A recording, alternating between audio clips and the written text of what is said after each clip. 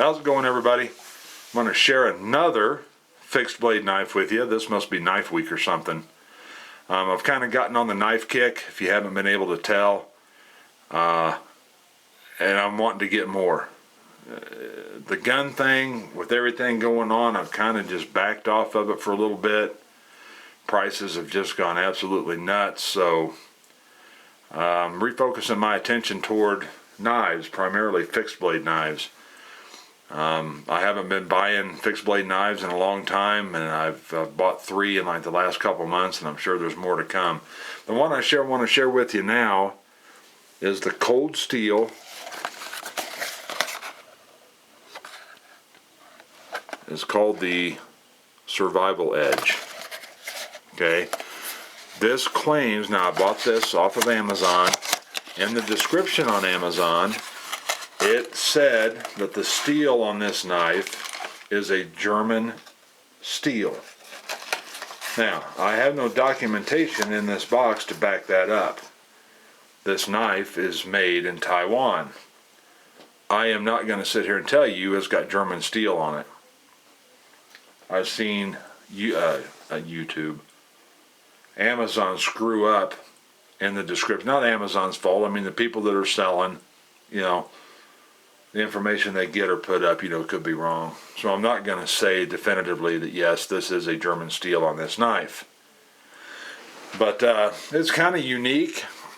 The Survival Edge, you can see it's got the cold steel here on this plastic sheath.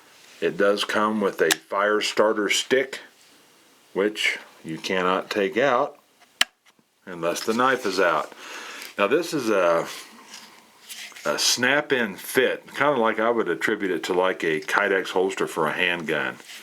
Okay, it just pops in and you slide it out. I would think that this thing would probably even go in this way. Yeah, so you can put it in either way. I was thinking you probably ought to be able to. Now if I can do this, I'm going to turn this way so I don't cut my freaking hand. This sheath here is, like I say, is a Kydex or a plastic. This does come with this steel for quote-unquote starting a fire. Positive retention when it snaps in there, which is nice. This sheath is absolutely no weight whatsoever. I mean, you can just tell it's nothing, absolutely nothing. With the steel in it, it's 2 ounces for that. Now the knife here, you can see it says it's got its survival edge. Not real sure just what the heck that all means. You can see that the blade thickness there. Kind of see the blade thickness there. I'm not used to doing knives, and I get paranoid I'm going to get stupid and cut myself when I'm doing this stuff. It's got a decent thickness to it, but it's not overly thick by no means. The knife is light. This handle is plastic. This cap here will screw off, and then you can see down in there, that thing is just plumb hollow. Okay. These walls here are not extremely thick. So this back here feels very, very light. I'm not sold myself on this idea. I push on this. I mean, it has a little bit of give, not a lot, but I just wonder about long-term durability with it, being in this design. But it serves its purpose. I mean, obviously you wouldn't take something like this out and be stinking whacking off, tree limbs and stuff. This is not full tang. I have no idea how this blade is affixed inside of this plastic handle, but I'm sure it's only back in here about that far, would be my guess. Because all this down in here is all hollow. This is, according to Cold Steel, a place where you can put tinder, dryer lint or whatever for starting a fire. Okay. Little cap just screws on just like that. These little O-rings on here does kind of give you a little bit of grip. The handle is relatively fat. It isn't some little tiny handle that you're not going to be able to hold on to. The balance on it, believe it or not, right there is where it balances. In the hand, it feels good. It feels that, like I say, the handle feels really light. Really, really light. High sheen on the blade.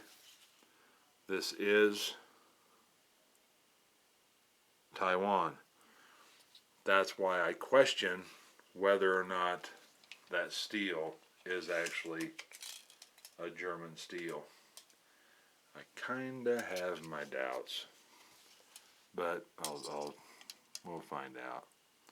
Right there's your blade length.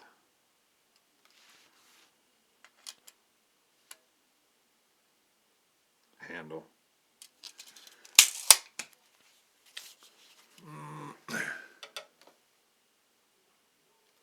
2.9 ounces is the weight of this, and this was 2 ounces.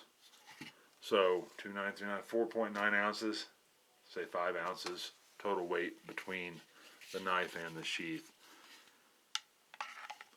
I think this does have a purpose.